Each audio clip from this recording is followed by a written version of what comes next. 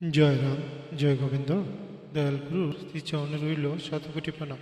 প্রণাম রইল প্রিয় ভক্তবৃন্দের প্রতি।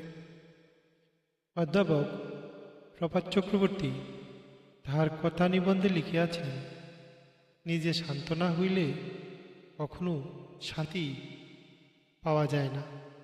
মানুষ শান্তি খুঁজিয়া বেড়ায়, কিন্তু কি কৌশল যে উহাকে লাভৃত হয় তা জানে না।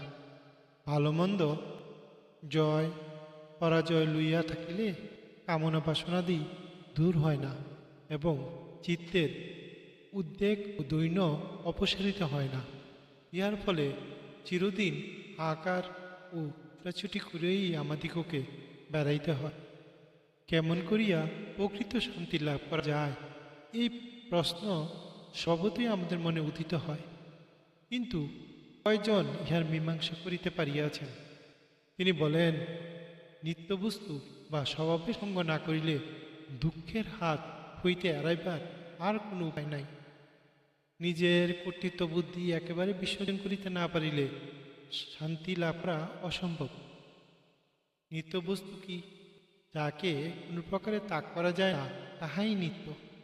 যাকে দূরিয়া থাকিলে পাপ তাপ দুঃখ যন্ত্রণা ভয়ে পালাইয়া যায়, তাহাই নিত্য। এই নিত্যের সেবা করাই ধর্ম। প্রাণ নিত্য, যেহেতু তাহাকে ছাড়িয়া এক মুহূর্ত থাকা চলে না। যে প্রাণ জগতের আশ্রয় এবং যাহার ক্রিয়া বা স্পন্দনের বিরাম নাই, সেই প্রত্যক্ষ সিদ্ধি প্রাণ দেবতার সঙ্গ করিতে হয়।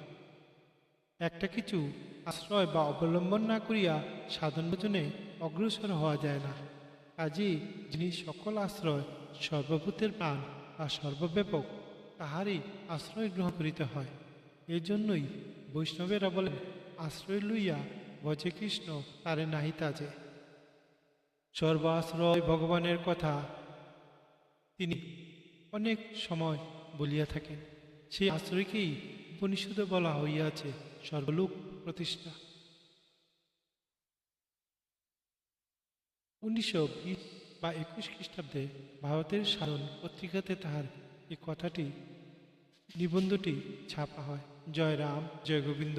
ছোটদের বড়দের সবার রাম ঠাকুর, পৃষ্ঠা সংখ্যা 32। প্রণাম সবাইকে। সবাই ভালো থাকবেন। গুরুর কৃপা সবার উপর বর্ষিত হোক। গুরুর আশীর্বাদে জগৎ আলোকিত হোক। জয় রাম, জয় গোবিন্দ।